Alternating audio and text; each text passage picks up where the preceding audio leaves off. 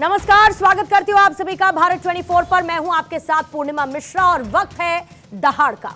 2024 चुनाव में 80 दिन से भी कम का वक्त बचा है और इसीलिए सभी राजनीतिक दल अपने अपने हिसाब से 2024 चुनाव की तैयारियों में जुट चुके हैं। अलग अलग मुद्दों के जरिए अपने वोट बैंक को साधने की कोशिश की जा रही है। एक तरफ जहां पर पीएम मोदी हैं, जो सबका साथ सबका विकास के नारे के साथ फिर से चुनाव में आने की तैयारी कर रहे हैं, तो दूसरी तरफ विपक्ष राम मंदिर प्राण प्रतिष्ठा को राजनीतिक मुद्दा बना रहा है। एक तरफ प्रधानमंत्री मोदी केंद्र की योजनाओं के 80 करोड़ लाभार्थियों के जरिए 400 प्लस के आंकड़े को पार करने का मंत्र अपने कार्यकर्ताओं को दे रहे हैं, तो दूसरी तरफ विपक्ष सभी को समान अधिकार देने वाले यूसीसी का विरोध कर रहा है। एक तरफ प्रधानमंत्री मोदी गरीब, किसान, युवा और महिलाओं को 4 जातियों के तौर पर सामने रखते हैं, तो विपक्षी दल है जो स्कूल और कॉलेज में हिजाब को मुद्दा बनाने की कोशिश में है। आगे बढ़ने से पहले आज सबसे पहले जो अहम 4 खबरें हैं उनका जिक्र कर लेते हैं। पहली खबर है जयपुर से, जहां पर सरकारी स्कूल की छात्राओं ने आज एक थाने को घेर लिया, नारेबाजी की और छात्राओं ने विधायक बाबा बाल मुकुंद आचार्य पर हिजाब को लेकर स्टेटमेंट देने का आरोप लगाकर गिरफ्तारी की मांग कर दी है। इस मामले पर बाल मुकुंद आचार्य का स्टेटमेंट भी आया, जिसमें उन्होंने स्कूल में 2 तरीके के ड्रेस कोड पर सवाल खड़े किए। इसको लेकर राजस्थान विधानसभा में हंगामा हुआ, तो कांग्रेस के विधायक रफीक खान ने राजस्थान विधानसभा में शून्यकाल के दौरान हिजाब का मामला उठाया, जिस पर सत्ता पक्ष की तरफ से आपत्ति दर्ज कराई गई। और इतना ही नहीं, इस दौरान संसदीय कार्य मंत्री जोगाराम पटेल ने तुष्टीकरण बंद करो के नारे भी लगा दिए। राजस्थान के शिक्षा पंचायती राज मंत्री मदन दिलावर के स्टेटमेंट पर सियासत गरमाई है, जिसमें उन्होंने अकबर को महान बताने जैसी बातों को सिलेबस से हटाने की बात कह दी। साथ ही अगले साल से वैलेंटाइंस डे की जगह माता पिता पूजन दिवस मनाने पर विचार करने की बात कह दी।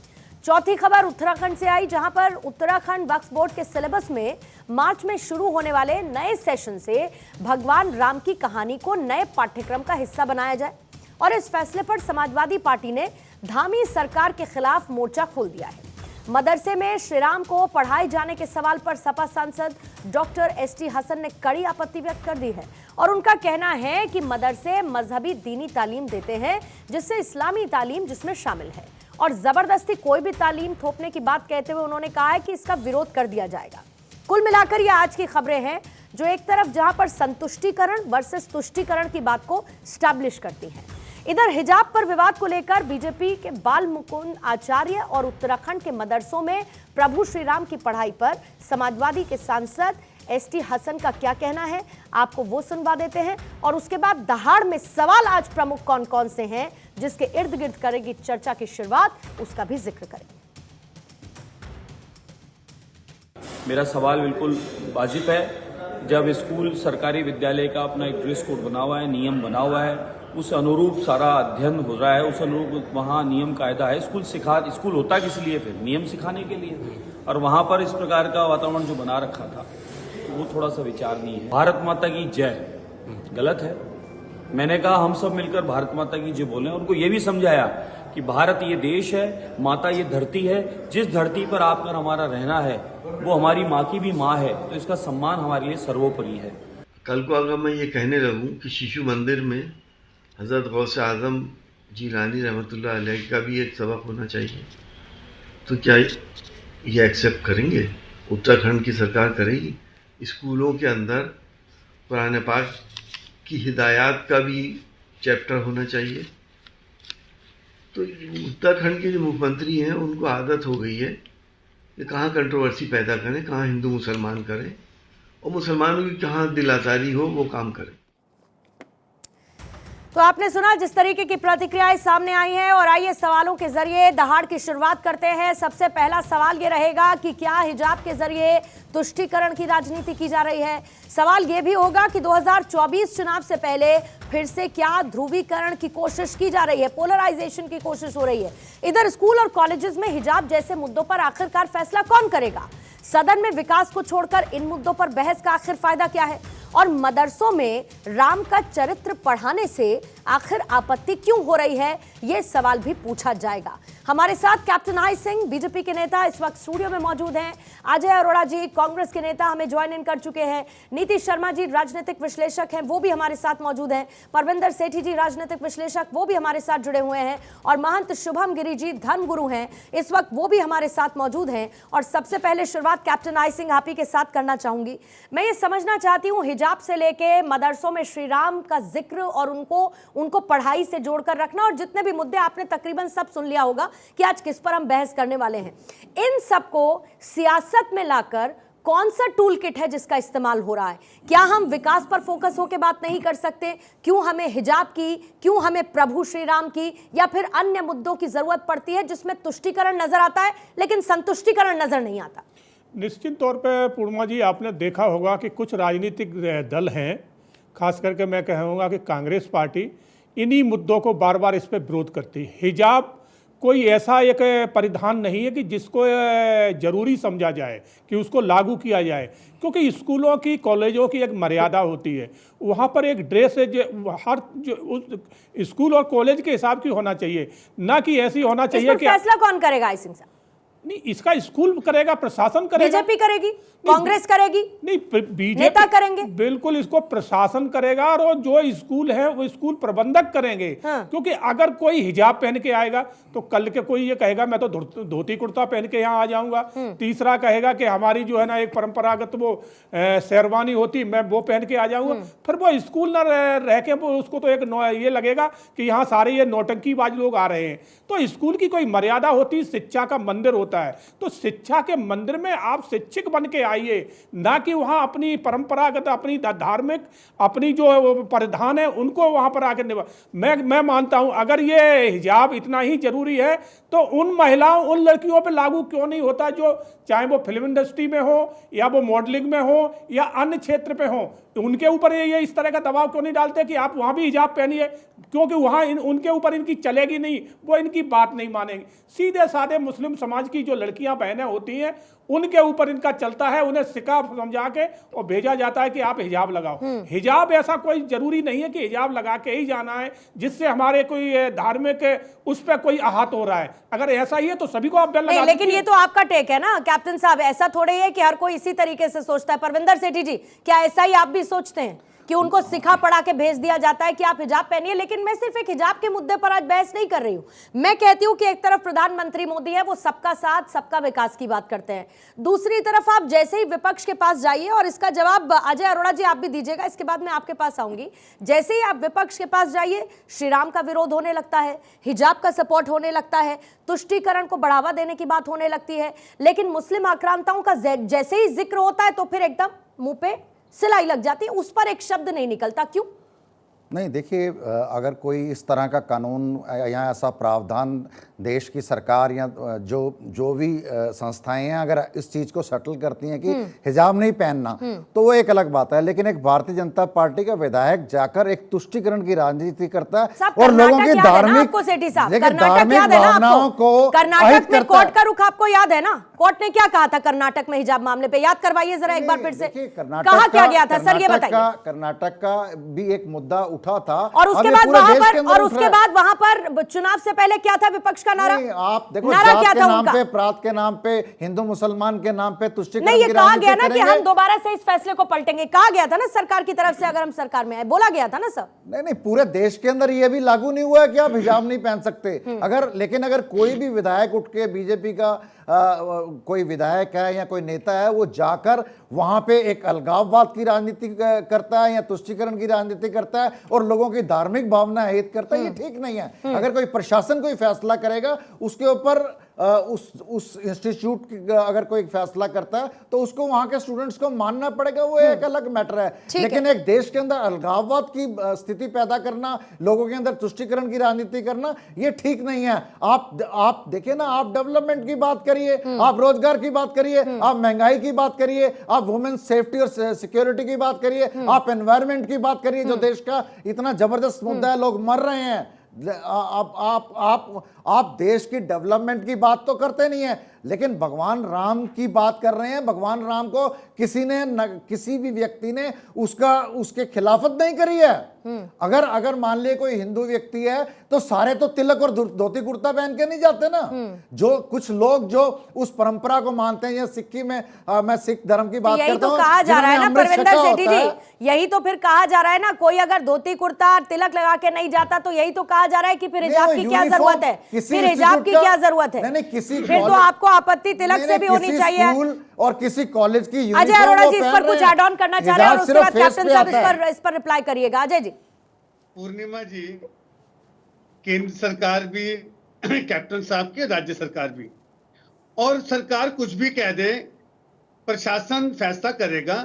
अगर इनको हिजाब से दिक्कत है कैप्टन साहब को, तो कानून बना दें। जैसे सेठी साहब ने बोला कि तुष्टीकरण की राजनीति ना करें। बाल मुकुंद आचार्य जी जब से विधायक बने हैं चर्चा का विषय बन गए हैं। शपथ लेने से पहले भी इन्होंने इस प्रकार की राजस्थान के जयपुर में कुछ ऐसी बातें की थी और बाद में इन्होंने कहा जी मैं वापस लेता हूं अपनी बातें। तो कह के ये वापस बात लेने वाला। अरोड़ा जी वो तो ये कह रहे हैं ना बाल मुकुंद जी की मुझे दो तरीके का माहौल नजर आया, मुझे उस दो तरीके के पहनावे से दिक्कत है। वो तो ये कह रहे हैं ना कि यूनिफॉर्म कर दीजिए एक, उसमें उनको कोई तकलीफ नहीं है। और ये तो इंस्टीट्यूशंस में हमेशा से रहा है सर, आप भी इंस्टीट्यूशन से पढ़ के निकले, मैं भी इंस्टीट्यूशन से पढ़ के निकली हूं, हमने तो नहीं देखा। बिल्कुल पूर्णिमा जी, अगर बाल मुकुंद जी लगता है पूरे भारतवर्ष में ऐसे विधायक हैं, अकेले विधायक हैं जो सब कानून बदलना चाहते हैं, हिंदू मुसलमान करना चाहते हैं, करें, कोई दिक्कत नहीं है, हमें उससे दिक्कत नहीं है। लेकिन तुष्टीकरण की राजनीति ना करें। और जिस प्रकार से देश चल रहा है, समाज चल रहा है, राज्य में सरकार आपकी है, अगर आप कोई चीज लागू करते हो प्रशासन करेगा, उसका फैसला होगा, लोग कोर्ट भी जा सकते हैं, जैसे कर्नाटका में लोग गए। तो कहने का मतलब सब लोग स्वतंत्र हैं। भारत में लोकतांत्रिक व्यवस्था है, सभी धर्मों सभी जातियों का इसमें इज्जत होनी चाहिए। हिंदू मुस्लिम सिख ईसाई चारों में भाई भाई। और जहां तक बाल मुकुंद जी ने आते ही आपके चैनल पे देखा था मैंने, भारत 24 पे जिस प्रकार अभी शपथ में नहीं ली थी तो जयपुर में इन्होंने क्या कहा था, फिर बाद में वापस लेना पड़ा। मुझे लगता है कि जब जल्दी कर रहे हैं, अगर अभी नए नए विधायक बने, इतनी जल्दी ना करें, इतनी सोच समझ के विचार करें, देश को बांटे मत। हमारी तो एक ही हाथ जोड़ के है, हिजाब हो ना हो मैटर ये नहीं करता, देश को बांटे मत, बांटे मत। अरे सरकार, लेकिन राजस्थान में आपने तो हिजाब हटाने को लेकर विरोध कर ही दिया ना कैप्टन साहब, किया कि नहीं किया? अगर सरकार आपकी है तो इसमें फिर विरोध की जगह क्यों? आप फैसला लीजिए, सरकार आपकी है, लाइए फैसला, लाइए कानून। देखिए पूर्णिमा जी, पहले भी जो है ना जब कर्नाटक में हिजाब का जो मुद्दा चला था उस टाइम भी कांग्रेस जो है ना बैकफुट पे जाके खड़ी हो गई थी और सुप्रीम कोर्ट ने और वहाँ का जो जिस कॉलेज में ये घटना घटी थी उनका जो स्टैंड ठीक था कि हमारे कॉलेज में एक ड्रेस कोड है उसको पहन के आइए। मैं मानता हूँ जो लड़कियां हिजाब पहन के स्कूल में जाती हैं, क्या बाहर भी वो हिजाब पहन के जाती, वहां देखिए जीन्स पहन के घूमती हैं जो लड़की।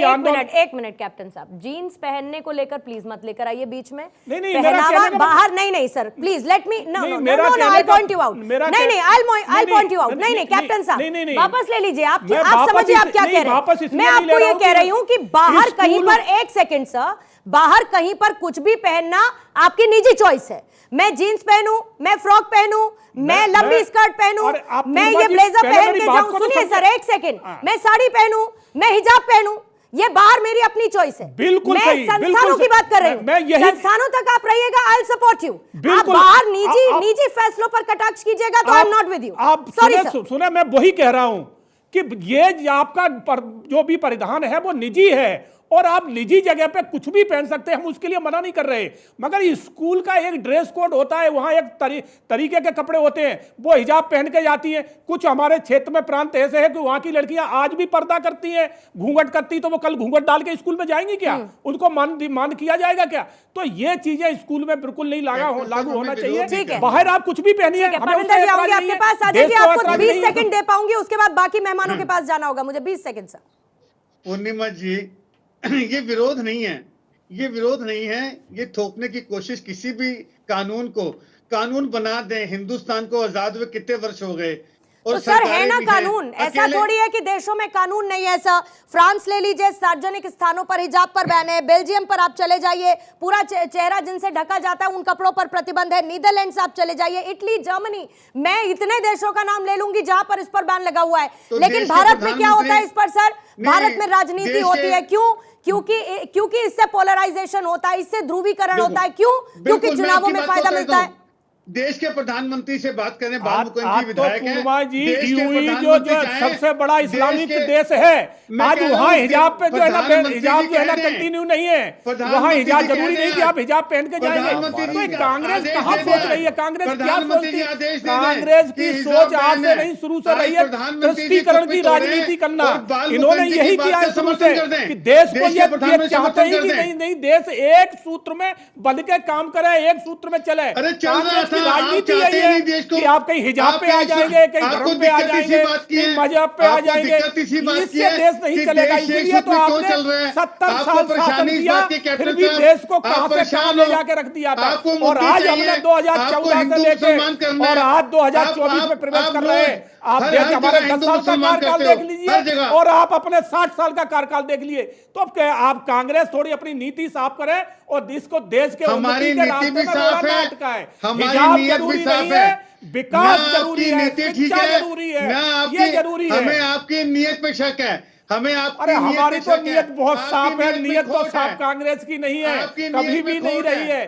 तभी तो आप आपकी कहीं नीयत हिजाब में ले खोट आते है। हो, कहीं आप आपकी कुछ पार्टी लेके की आ नीयत जाते में हो। खोट है, तुष्टीकरण आपकी की कथनी आपने करनी में फर्क जाति है। धर्म आप कहते मजहब कुछ हो, पंथ ये करते कुछ कांग्रेस हो। ने करे आप हैं। कथनी करनी भारतीय ठीक कर लो, जनता ठीक हो पार्टी का तो जाएगा। एक ही नारा है, सबका साथ, सबका विकास और सबका विश्वास। और विकास उस तक पहुंचना चाहिए जो अंतिम विकास तो पंक्ति में गायब खड़ा है। है। विश्वास मिल रहा है आपको? जिन जिनके नाम विकास हैं, मैं क्षमा चाहता हूं, विकास तो देश से गायब है।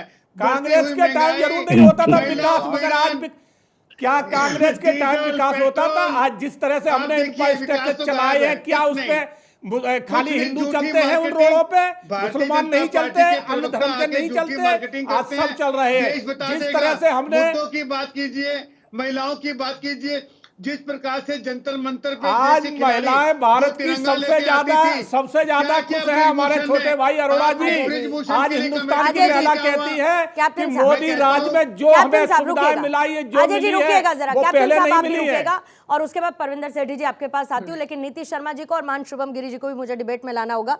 नीतीश जी, एक और बड़ा फैसला और उसको लेकर चर्चा हो रही है कि भाई मदरसों के सिलेबस में बदलाव किया जाए, उसमें श्री राम जोड़ा जाए। इसको लेकर भी विपक्ष की तकलीफ, इसको लेकर भी आ जाता है ऑब्जेक्शन कि भाई उसमें श्री राम।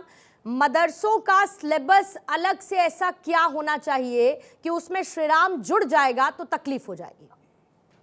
पूर्णिमा जी, सबसे पहले तो नमस्कार। और नमस्कार। इस मंच पे मैं पहले अरोड़ा जी की एक बात को सिर्फ छोटा सा एड्रेस करूंगी। विकास की बात करते हैं, ये डिजिटल इंडिया का विकास है। अरोड़ा जी, आपकी घर बैठ के आप और हम यहाँ पे इस संचार माध्यम के साथ जुड़े हुए हैं, तो विकास की तो अगर मैं आपको सीरीज बताऊंगी तो शायद आप भी स्तंभ रह जाएंगे कि कांग्रेस काल में क्या विकास हुआ और आज इन 10 साल में भारत कहाँ किस चरम सीमा पे विश्व पटल पे पहुंच चुका है। बात मदरसों की हुई थी पूर्णिमा जी, मैं इस्लामिक स्कॉलर नहीं हूँ, लेकिन मैं इतना जरूर जानती हूँ कि ये जो देश है ये पंथ निरपेक्ष, धर्म केवल एक है जो सनातन है। अगर बात हिजाब की हो रही है और हमारे एजुकेशन इंस्टीट्यूशंस की हो रही है, तो वहां पे डिसिप्लिन को, अनुशासन को फॉलो किया जाता है। वहां पे सामाजिक समरसता का केंद्र है, वहां पे सारे ही धर्म को पढ़ाया जाता है। और उससे ऊपर सबसे बड़ी बात है शिक्षा, जो परम धर्म माना जाता है, विद्या के ग्रहण करने का स्थान है, उसमें सारे डोमेन्स आते हैं। वहां पे धर्म एक पार्ट हो सकता है, आपकी अपनी आइडियोलॉजी के साथ आप उसकी आस्था मेंटेन रखेंगे, लेकिन अगर जब डिसिप्लिन की बात है, क्या हिजाब पहन के, मेरी बहन अगर कोई डॉक्टर है तो सर्जन है, क्या हिजाब पहन के सर्जरी करेंगी? क्या अगर वो लॉयर हैं तो हिजाब पहन के वो जाएंगी लॉ करने अपने कोर्ट में, अपने कॉलेज की हो रही है। तो हर चीज का स्कूल कॉलेज भी, अजय अरोड़ा जी, स्कूल कॉलेज वो पृष्ठभूमि है जहां देश एक नागरिक का निर्माण करता है। देश का एक सिटीजन जो है वो सामाजिक समरसता के साथ आगे बढ़ता है। अगर उसी बीज में आप यहाँ पे धर्म को और जातिवाद को और धर्म के तुष्टीकरण को बोने का प्रयास करेंगे, मैं ये तो नहीं कह रही कि आप तिलक लगाकर जाइए और जनेऊ कोट के ऊपर पहन के जाइए, बिल्कुल नहीं बोल रही हूँ। मैं हिंदू हूँ, ब्राह्मण हूँ, लेकिन मेरा जनेऊ मेरे कुर्ते के नीचे होता है, अगर मेरा तिलक है तो छोटा सा होता है। लेकिन हिजाब जो है, आप, और सबसे बड़ी बात पूर्णिमा जी, कौन से युग की बात कर रहे हैं? आज नारी शक्ति कहाँ नहीं है? यत्र तत्र नारीस्तु पूज्यन्ते नमन्ते तत्र देवता। आज आपने चंद्रमा तक नारी शक्ति पहुंची हुई है, खेल के मैदानों तक पहुंची हुई है। अभी 26 जनवरी का हमारा समारोह हुआ, आपने देखा जल तल नभ में नारी ने अपना परचम और शौर्य लहराया है। आप इन नारियों को क्यों बेड़ी में, क्या इस्लाम तब नहीं बोला जब महिलाओं को 3 तलाक के आप दिए जाते थे? तब इस्लाम क्यों नहीं बोलता जब 5-5 शादियां करके आप सामने खड़े हो जाते हैं? तब हलाला पे क्यों नहीं बोला? आज केवल धर्म का तुष्टिकरण। और बार बार मेरे अजय जी और परविंदर सेठी जी बात कह रहे हैं कि इन्होंने तुष्टिकरण किया। राम मंदिर बना है पूर्णिमा जी, तो जो अंसारी जी थे, जो मुस्लिम पक्ष का पक्ष रखते थे, वो भी सामने आए। सामाजिक समरसता का केंद्र बना। विकास की बात करते हैं, एक धार्मिक स्थान से 360 डिग्री का विकास उसमें तो सेलेक्टिव अप्रोच है ना, उसमें तो सेलेक्टिव अप्रोच है ना। मैंने ये बोला कि जो स्कूल्स हैं वहां पे वो बच्चे सारे यूनिफॉर्म पहनते हैं, सिर्फ फेस को ढका जाता है हिजाब से, और ये सैकड़ों साल से चल रहा है। अगर आप उसको बैन करना चाहते हैं तो प्रशासन बैन करेगा, प्रशासन बैन करेगा। आप किसी चीज को नहीं, ये जो बाल इतना इम्पोर्टेंट एग्जांपल दिया आपने, उसको नजरअंदाज कर दिया। नीति जी, एक सेकंड, आपने दी हिजाब स्कूलों में ही जरूरी का है। अगर जैसे अभी आप कोई भी उठकर बोल रहे हैं, आप कोई भी तो कोई भी उठ के बोल ही रहा है ना, फिर तो उसको लेकर विपक्ष, बीजेपी का ही नहीं, फिर तो विपक्ष का भी बोल रहा है ना सर। अगर कोई भी उठ के कह रहा है तो फिर तो वो कोई भी है ना। आप बेसिक सी बात पे बात नहीं कर रहे हैं ना सर। वर्तमान में उन्होंने जो कहा है, उन्होंने एक जो तरीके की बात है उसको कहा है। अरे बाल मुकुंद आचार्य ने क्या कहा उसको छोड़िए परविंदर सेठी जी, बात करिए कि एजुकेशनल इंस्टीट्यूट में होना क्या चाहिए। हिजाब का रोल नहीं है, हिजाब घर में पहनिए, बाजार में पहनिए, मार्केट में पहनिए, मगर स्कूलों में हिजाब नहीं होना चाहिए, क्योंकि हिजाब पहनने से वहाँ की जो शिक्षा है वो बिगड़ेगी। वो एक हिजाब पहन के आएगा, एक धोती कुर्ता पहन के आएगा, तो वो स्कूल नहीं रहेगा, वो एक जो है ना नौटंकी का अड्डा बन जाएगा। इसलिए बिल्कुल नहीं होगा, यूनिफॉर्म पहन के जाएगा, बिल्कुल नहीं। स्कूल में एक यूनिफॉर्म होना चाहिए, ड्रेस कोड होना चाहिए, हिजाब बिल्कुल नहीं होना चाहिए। लेकिन आपको महिला का सम्मान करना एक एक करके नीति जी, एक सेकंड, कैप्टन साहब, परविंदर सेठी जी प्लीज एक एक करके सर, नहीं तो क्लैरिटी नहीं मिलेगी। एक सेकंड, मान शुभम गिरी जी आपके पास आते हुए फिर एक छोटे से ब्रेक के लिए जाऊंगी। मुझे जरा ये समझाइए कि मदरसों में अगर राम का चरित्र पढ़ाया जाता है तो उससे किसको आपत्ति हो सकती है, और इसमें कैसे दो लोगों को या दो वर्गों को बांटने की कोशिश है? देखिए पूर्णिमा जी, दिल की गीता एक पुस्तक है, ख्वाजा दिल मोहब्बत जी ने लिखी हुई है। इसमें उर्दू तर्जुमा भी है और संस्कृत भी है और हिंदी भी है। ये अनुवाद है गीता का। लाहौर में लिखी गई गीता थी, और हमारे दादा गुरु जी ने, कपिल मुनि जी ने इसका विमोचन कराया था लाहौर हाई कोर्ट के जज से। और शहीद आजम भगत सिंह के जो दस्तावेज थे अंग्रेजी शासन में, वो गुरुकुल कांगड़ी विश्वविद्यालय हरिद्वार में निर्मित है। लेकिन मैं आपको कहना चाह रहे हैं आप? मान जी हाँ, मैं ये कहना चाह रहा हूं, जिस तरह से उत्तराखंड के मद्रासों में रामचरित्र मानस के बारे में पढ़ाया जा रहा है, जिन्होंने रामचरित्र का सिलेबस लागू किया है, जिन्होंने कहा है, जो मद्रास बोर्ड के अध्यक्ष है, तो बहुत बड़े विद्वान है, वैसी कोई बड़ी बात नहीं है। मैं आपको बताता हूं कि जो HD हसन जी है, मैं मुलायम सिंह की एक बात की तो तारीफ करता हूँ, संस्कृत अध्यापकों को मासिक वेतन दिलाने में मुलायम सिंह यादव जी का सबसे बड़ा श्रेय है, योगदान है। दूसरा, उसके बाद उन्होंने हिंदी के लिए मैंने ये पूछा कि मदरसों में अगर राम का चरित्र पढ़ाया जाता है तो उससे आपत्ति क्यों है? मेरा सवाल ये है शुभम गिरी। देखिए, इनको आपत्ति इसलिए कि राजनीति करनी है कि अरबी में रामायण की, अरबी में भी तो रामचरित्र मानस का, राम जी का उल्लेख लिखा गया है। अबू धाबी के विद्वान ने लिखा है, बुस्तानी जी ने, उर्दू में भी लिखा है। रामचरित्र पढ़ाने में कोई आपत्ति नहीं, केवल विपक्ष को इनको राजनीति कर रही है, ध्रुवीकरण करना है, तुष्टीकरण करना है। अगर कोई राम का चरित्र पढ़ा रहा है तो कोई बुरी बात नहीं है। और राम हमारे आदर्श है, मर्यादा पुरुषोत्तम राम है, उनके बारे में हमारे संस्कार आएंगे। आपको ये बता दूं, अभी भाजपा के प्रवक्ता बोल रहे थे, हमारे उत्तराखंड में जब मंदिरों में ड्रेस कोड लागू किया था अखिल भारतीय अखाड़ा परिषद के राष्ट्रीय अध्यक्ष श्री महंत रविंदर पुरी जी महाराज जी ने, तब हम सब ने स्वागत किया था। यहाँ तक कि मुसलमान है जो, उन्होंने भी स्वागत किया था। समाजवादी पार्टी के उत्तराखंड के प्रभारी है मतीन सिद्दीकी, उन्होंने भी स्वागत किया। उन्होंने कहा कि दरगाह में भी ड्रेस कोड लागू होना चाहिए, लेकिन इनको खाली तुष्टीकरण करनी है। नियम कायदे तो वहां पर भी है ही ना साहब, नियम कायदे तो वहां पर भी है। दरगाह में जाना है तो उसके लिए नियम कायदे और उनका पालन भी होता है। खैर बहरहाल वो एक अलग चीज हो जाएगी। अजय अरोड़ा जी आपके पास आते हुए, क्योंकि जो सवाल मैंने शुभम गिरी जी से किया था वही सवाल आपके पास एक बार फिर से लाते हो, और उसके साथ ही आप कुछ ऐड ऑन भी करना चाह रहे थे, वो बताइएगा। मैंने ये सवाल पूछा था कि अगर मदरसों में राम का चरित्र पढ़ाया जाता है तो उससे किसको आपत्ति हो सकती है और क्यों हो सकती है भला? पूर्णिमा जी, शिक्षा के संबंध में जो भी संस्थाएं हैं, जो भी सिलेबस बनाती हैं, प्रशासन तय करेगा। और जहां तक आपने मेरे से प्रश्न किया, अगर कोई भी मुझे कुरान पढ़नी है, मुझे गीता पढ़नी है, मुझे कुछ भी पढ़ना है, मैं गुरु ग्रंथ साहब पढ़ता हूँ, मैं सनातनी हूँ और मेरे घर पे गुरु ग्रंथ साहब चलता है, मेरी माता जी वही पढ़ती थी। तो कहने का मतलब है ये विषय भड़काने का नहीं है। अभी मैं एक ऐड ऑन करना चाह रहा हूँ, डॉक्टर नीतीश शर्मा जी का मैं बड़ा सम्मान करता हूँ, बुद्धिजीवी हैं, डॉक्टर हैं। इन्होंने जब कहा विकास की बात को लेकर चर्चा की, इन्होंने कहा जी आप और हम आज सोशल मीडिया पे बात कर रहे हैं, डिबेट कर रहे हैं। मैं बताता हूँ, स्वर्गीय राजीव गांधी जी ने जब कंप्यूटर की स्थापना, जब कंप्यूटर लेके आए हिंदुस्तान के अंदर, वो कौन लोग थे जिन्होंने इसका विरोध किया था? लोगों ने कहा था, विपक्ष ने कहा था कि कंप्यूटर आने से बेरोजगारी बढ़ जाएगी, लोग बड़ी संख्या में बेरोजगार हो जाएंगे, सारा काम कंप्यूटर करेगा तो बाकी के लेबर कर्मचारी कहाँ जाएंगे? किसने विरोध किया था? पहली बात, ये 9 सालों में विकास नहीं हुआ नीतीश शर्मा जी, ये विकास हुए हैं। हमने तो एयरलाइंस बनाई थी, आपने एयरलाइंस भेज दी। हमने हवाई अड्डे बनाए, आपने हवाई अड्डे भेज दिए। लाल किला विरासत में मिला, जहां से प्रधानमंत्री अपना भाषण देते हैं, वो आपने किसी का केयर टेकर बना दिया, किसी कंपनी को। तो आपने क्या क्या किया, आप ये भी देखो। ये विकास नहीं कहते।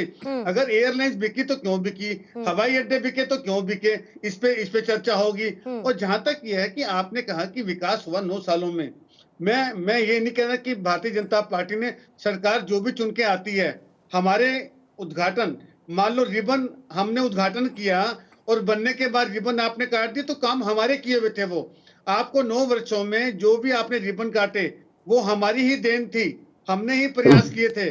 तो आप ठीक है, इसका जवाब ठीक है सर, बहुत सारी बातें हो गई। इसका जवाब मैं नीति जी से शुरू करूंगी और उसके बाद कैप्टन साहब आपके पास आऊंगी। नीति जी, सब कुछ बेच कर रख दिया बीजेपी ने, में क्यों आ गए, देश मैंडेट आपको क्यों नहीं देता, इस पे आप विचार करिए। ये क्योंकि विषय नहीं है, वरना अजय जी मैं इतना लंबा लिस्ट कर दूं कि 1 घंटा भी कम पड़ जाएगा कि विकास के क्या क्या कार्य हुए। बात सिर्फ आज के मुद्दे पर आऊंगी कि क्यों हिजाब, और जो आपने बोला कि मस्जिदों में राम नाम को, देखिए सबसे बड़ी बात मदरसों में मैम जी, कि राम, आदर्श राम जो है केवल रिलीजन का विषय नहीं है हमारी। मैंने विरोध नहीं किया नीति जी, मैंने विरोध नहीं किया। राम अनुसरणीय है, राम को, राम चरित्र मानस, राम का जो चरित्र है उसको चरितार्थ करने का समय है। कैसे भाई, हम उनको मुगलों के साथ कंपेयर नहीं कर सकते जो अपने भाइयों के गर्दनें तस्करी में लेके। अरे अजय जी आपने विरोध नहीं किया। नीति जी एक सेकंड, नीति जी एक सेकंड दीजिएगा सर, आपने विरोध नहीं किया, लेकिन सपा सांसद ने तो कर दिया ना। अब है तो आप A+B ही ना सर, हैं तो A+B।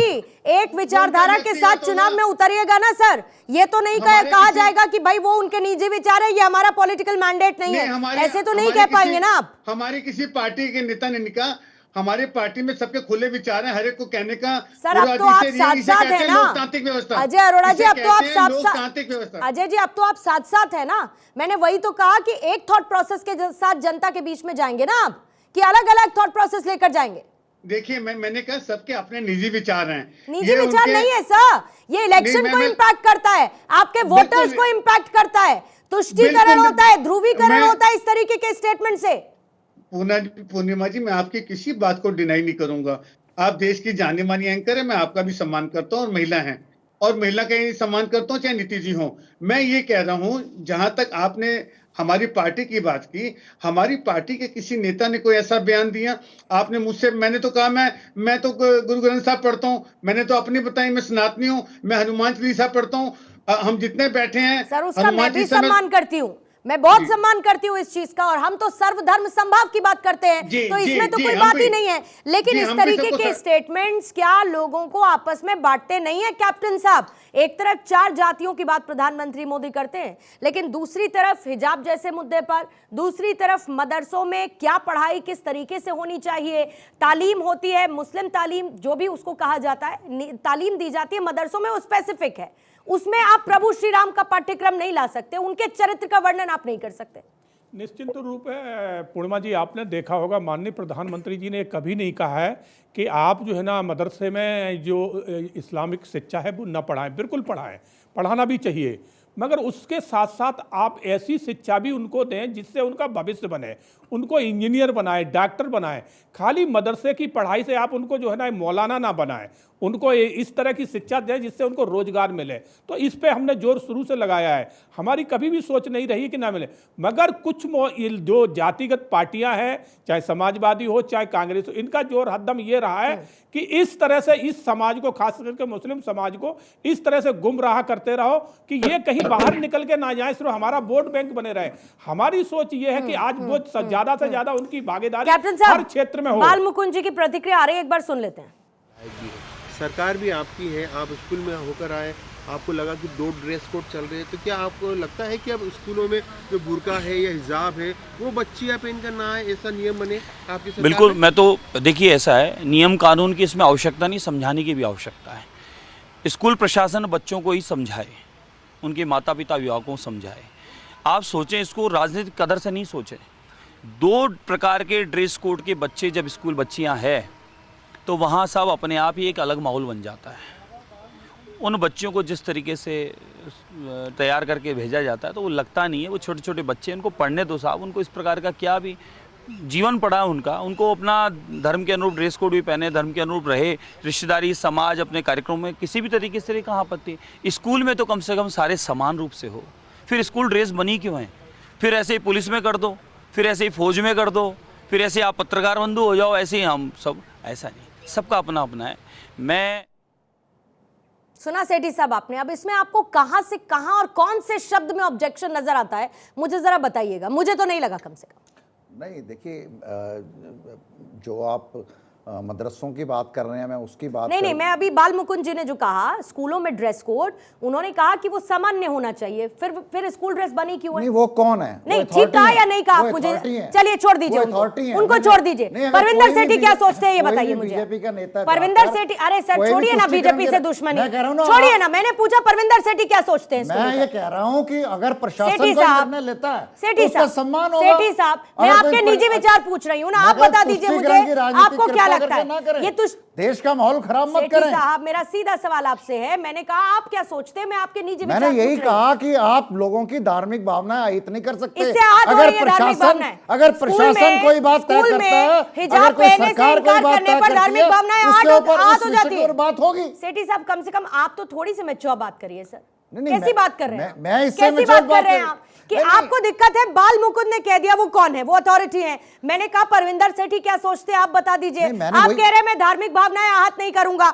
एक स्कूल में यूनिफॉर्म पहनने से कैसे धार्मिक भावनाएं आहत हो जाती है, ये बताइए जरा। अगर आप मुझे, मेरी बात बड़ी स्पष्ट है, मेरी बात बड़ी स्पष्ट है। मैं ये कहता हूं कोई भी भारतीय जनता राजनीतिक नेता जाकर एक तुष्टीकरण की राजनीति करता है, लोगों की धार्मिक भावनाएं आहित करता है। अगर उन्होंने कुछ करना है वो एक सिस्टम। अरे सर मेरी बात आप सुनिए ना, आप प्लीज लेट मी कंप्लीट। नहीं आप सुने नहीं, ये कोई ये सिस्टम इस तरह से नहीं। हर बार आप जब स्टालिन कहते हैं, हर बार आप इसमें बोलते हैं, जब खड़के के हर बार आप कहते हैं कि हिंदुत्व को खत्म मुझे करना ये है, घटिया ये तो राजनीति दोगू है, ये तो मुझे ये घटिया राजनीति तब आपको बुरा नहीं लगता, घटिया राजनीति आपको बुरा नहीं लगता, तब हिंदुत्व को कहा जाता है, आपको इतना इसको डेंगू कहा जाता है, मलेरिया कहा जाता है, उस टाइम आपको बुरा नहीं लगता है, तब आपको बोलना चाहिए। क्यों नहीं बोलते आपको इतना पता होना चाहिए। आप अपने समय पर बोलिए ना, आप हर बात में बीच में बोलते हैं। नहीं, आप गलत कोट करेंगे तो बोलना पड़ेगा, गलत कोट करेंगे तो बीच में बोलना पड़ेगा। भारतीय जनता पार्टी के प्रवक्ता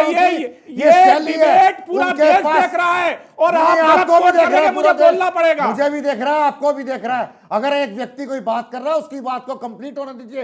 ये टिकट्स की बात होती है। अगर आपके पास कोई मुद्दा नहीं है, आप किसी के बीच में बोलेंगे? नहीं, अब मुद्दा आपके पास है, कमाल आप इसको कैसे जायज है? आपने कहा कि एक विधायक कैसे कह सकता है, तो मैं कहता हूं राहुल गांधी कैसे कह सकते हैं? राहुल गांधी कौन लगता है? स्टाइल का लड़का जो मंत्री, स्टाइल कैसे कह सकता है? राहुल गांधी क्यों कह सकते हैं? क्या उनको स्पेशल उनको मिला हुआ है? गलत नहीं, वो विधायक है, वो कह सकते हैं। नहीं कह सकते, नहीं कह सकते। जिसमें लोगों की धार्मिक भावनाएं आई तो वो नहीं कह सकते। मैं कह रहा हूं अगर देखिए मैडम, अगर मेरी बात आप पूरी, कभी आप बोलते हैं बीच में, कभी वो बोलते हैं, इस तरह तो डिबेट नहीं हो पाएगी ना। अगर आप मुझे बोलने ही नहीं देंगे तो मुझे डिबेट में बुलाने का 5 सेकंड चलेगा सर, बोलिए ना।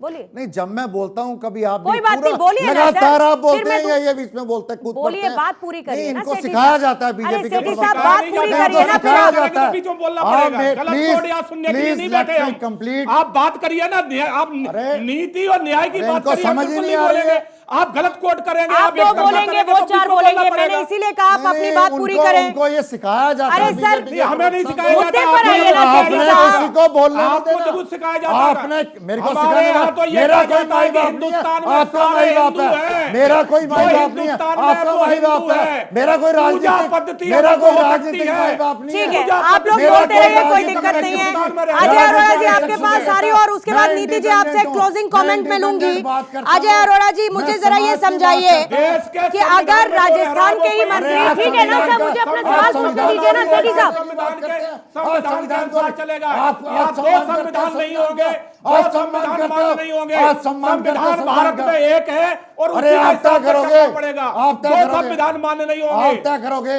हो आप गया तय सर, आप करोगे। दोनों का, आप आप दोनों कौन का हो? हो गया, आप दोनों नहीं, का नहीं। हो गया। अरे तो मैडम, चर्चा आगे मेरे को- बढ़ाएं सर, मेरे हो को गया आप 10 दोनों का। सेकंड भी मैं freely आपको तब बोलने से के मैंने लिए इसीलिए आपने- बोला, मैंने आपको बोला आप बोलिए, फिर आप कहिए, आप कहने लगे इनको नहीं, वो सिखाइए, बीच में फिर बोलते मत हैं। करिए ना सर ऐसे, फिर बात नहीं, की वो बात आप करिए ना। उनको चुप कराइए ना। सेठी साहब, आप फिर- एंकर हैं, आप रखिए उनको ना, चुप मैं कराइए कह रहा ना। हूं, बात रखिए, आप अगर आप उनको बात अलाउ रख क्या जा रहे करते हैं, हैं? आप आप तो गाँव हिंदू में मुस्लिम को लेके जा रहे हैं। प्लीज शांत रहिए। नहीं, आप उनको अलाउ क्या सेठी साहब, करते शांत हैं? रहिए। ये कोई तरीका कैप्टन थोड़ी साहब, है। प्लीज अब अरे सर, कैप्टन किसी साहब, बड़े कैप्टन चैनल साहब, में जाएंगे, प्लीज मेरी आपको रिक्वेस्ट एक मिनट लीजिए। में बिठाएगा। अरे आपको तो आपको कोई एक नहीं मिनट में बैठाएगा। बिठाएगा। आप हिंदू मुस्लिम मैं करके सबके आप- जाता हूं। आपकी मैं रोटियां सबके इसी पे चल जाता रही है। हूं। आपकी आपको एक रोटियां मिनट सिर्फ नहीं इसी पे चल बिठाएगा। रही है। एक आप मिनट मेरे अलाउ को नहीं सच्चाई करेगा। क्या दबाना चाहोगे? आपको तो आपकी एक रोटियां मिनट इसी पे अलाउ चल नहीं रही है करेगा। कि यहाँ हिंदुत्व को गाली दो, हिंदुत्व को कोट करो। आप इसमें आपकी प्रवक्ता भी आपकी नहीं हो। वोट आप आप है, प्रवक्ता भी आप नहीं क्या हो। है? आप आप क्या प्रवक्ता है? हैं। आपको कौन आप पूछ रहा प्रवक्ता हैं है? आप बीजेपी के। हिंदुओं को गाली आप देने के बीजेपी लिए आप मैंने चैनलों कोई पे गाली नहीं दी। बुलाए जाते नहीं, आपको गलत कोई बात। नहीं पूछेगा। मैंने कभी आप हिंदू- हिंदुत्व को मैंने गाली कभी देना गाली छोड़ दे, नहीं दी। कल आपको चैनल पर बुलाना कैप्टन बंद कर दिया साहब, जाएगा। कैप्टन आप क्या साहब, है? कैप्टन आप साहब, क्या है? करते हो? मैं तो कैप्टन भारतीय साहब, जनता पार्टी कैप्टन का साहब। 25 साल पुराना कार्यकर्ता हूँ। नहीं, आप प्रवक्ता क्या अरे है? कप्तान साहब, प्रवक्ता आवेश है। में मत मैं आइए, नेता रुकिए एक लिखा हुआ, सेकंड। नेता लिखा है। सेठी साहब, मैं प्लीज बीजेपी का आवेश नेता में हुआ, मत नेता आइए। लिखा है। कप्तान साहब, आप प्लीज क्या है? कप्तान साहब, बस इनफ या आप क्या है? कप्तान नेता साहब, है, इनफ। लिखा है सामने। कप्तान आप क्या साहब, है? आप क्या है? इनफ। नहीं, you are not a enough. spokesperson. अगर इन दोनों की वॉल्यूम डाउन हो सकती है तो प्लीज करिए। You are not a- इन दोनों की आवाज बंद हो सकती है तो आप करिए। के प्रवक्ता नहीं है आप सिर्फ आपके हिंदुत्व किस- को किस- गाली देने के लिए ठीक है, अजय जी आपके पास आते हैं और आप दोनों की आवाज को मैं बंद कर रही हूँ इस वक्त। अजय अरोड़ा जी आपके पास आते हुए, क्योंकि यहाँ स्टूडियो में रह के एक डेकोरम मेंटेन नहीं हो रहा है। अजय जी मुझे ये बताइए कि अगर राजस्थान के मंत्री, सर प्लीज स्टॉप इट। तुम बोलो, तुम अगर यहाँ संविधान को गाली दोगे तो ठोकूंगा। मैंने गाली दी? बिल्कुल दी आपने। मेरे को प्रूफ करो, मेरे को दिखाओ। आप ये मैं क्या डेफर में कह से रहे हो? आगे क्या कर रहे हो सर? वो एक क्या कर विधायक रहे हैं? होता है। क्या क्या कर आप रहे बोल रहे हैं? हैं? विधायक कौन होता है? किसका कहने वाला। क्या कर रहे हैं? राहुल गांधी कौन होता है? कहने क्या वाला। कर रहे हैं राहुल सर गांधी आप? आपको क्या क्या कर लगता रहे है? हैं? मेरा तो कोई नहीं लगता। क्या कर रहे हैं आप? प्लीज सर, नहीं, नहीं, इनको हैव बोलना- सम डिग्निटी नहीं, इनको कहाँ से और लाते हो डेकोरम आप? रहने दीजिए प्लीज बैठा सर। लिया इनको, अट्ठाईस सेठी साहब, हिंदू प्लीज। मुस्लिम को नहीं, गाली अट्ठाईस बात प्रवक्ता करिए। लाए उस पे इनकी रोटियां जिसको चलती मर्जी- हैं। प्लीज क्या मेरी है? कोई रोटियां नहीं तुम्हारी अरे आप रोटियों में। और आप क्या है? आपकी औकात आप नहीं है कौन मेरे से सामने राजनीतिक बैठने हैं? की। आप कौन से पार्टी आपको के? पता है मेरा क्या आप कहीं फाइनेंशियल स्टेटस है? समाजवादी के आपको साथ खड़े पता हो है मेरा जाते हो, कहीं फाइनेंशियल कांग्रेस स्टेटस के क्या? साथ खड़े हो आप जाते हो। जैसे लोगों की आपका रोटियां कोई चलती इस हैं। तरह ही नहीं है। ठीक है, आप लोग आपका शांत कोई नहीं जैसे होंगे। लोगों की माफी रोटियां के चलती साथ हैं। इस चर्चा को यहीं पर समाप्त करूंगी। अजय जी आपके पास नहीं आ पाई हूँ, नीति जी आपके पास भी। शुभम जी शुक्रिया आपका।